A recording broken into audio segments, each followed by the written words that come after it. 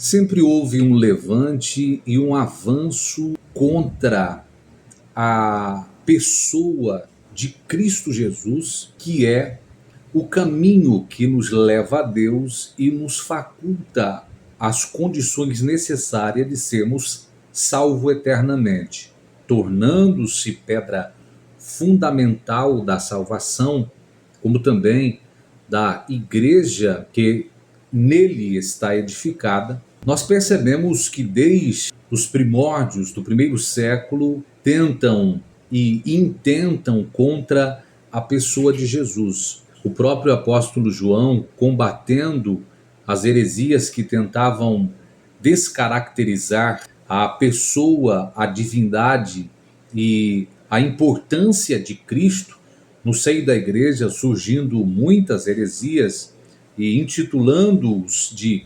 anticristos, sabendo que há de se manifestar o anticristo em plenitude, de forma íntegra, de forma real, materializada na tribulação ou na grande tribulação que há de vir sobre toda a terra.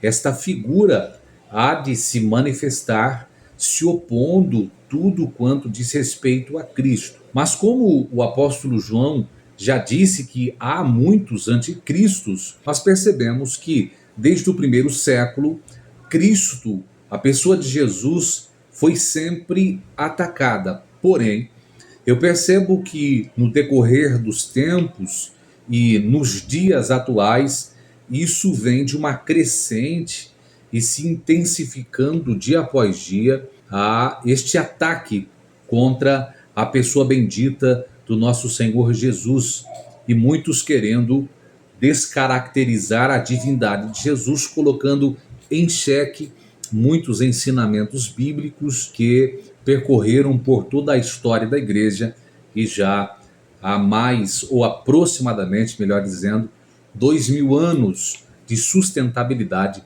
desta doutrina cristológica no seio da igreja.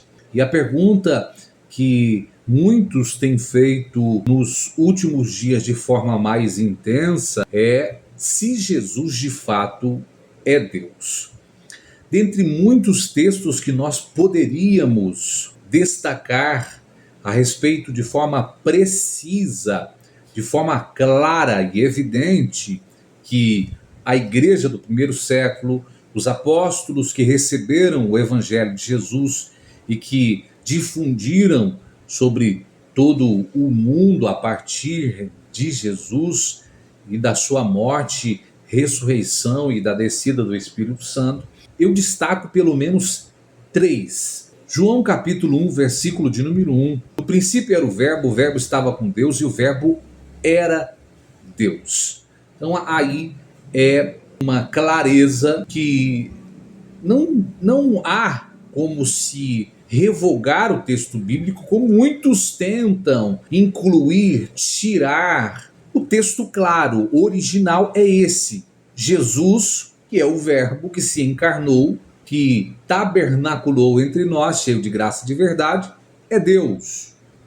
Como, por exemplo, Filipenses capítulo 2, versículo 6. Mesmo sendo Deus, não teve por usurpação ser igual a Deus. Outro texto evidente, outro texto claro, falando sobre a divindade de Cristo, como também 1 João capítulo 5, versículo 20. Este é, falando a respeito de Jesus, o verdadeiro Deus. Existem muitas argumentações que querem utilizar, desfigurando as interpretações corretas de textos para tentarem colocar em xeque a divindade de Cristo. Eu destaco pelo menos 2 que utilizam para fazerem dessa forma. O primeiro é Colossenses capítulo 1, versículo 15, onde o apóstolo Paulo, já refutando com a escrita desta epístola a heresia que mais atacou o cristianismo no primeiro século, o gnosticismo. Ele, para combater as ideias, as filosofias vãs, falsas, ele disse que Jesus é a imagem exata de Deus, o primogênito de toda a criação. Aí pegam esta palavra primogênito e trazem no significado português de primeiro filho, de primeiro criado, sendo que o texto original não foi escrito em português, mas sim em grego. E esta palavra primogênito é prototokos, que dá a ideia de proeminência, de preeminência, de excelência, de primazia, que vem de proteu, que é o versículo 18. O contexto direto já aponta para esta relevância, esta importância de Cristo sobre toda a criação.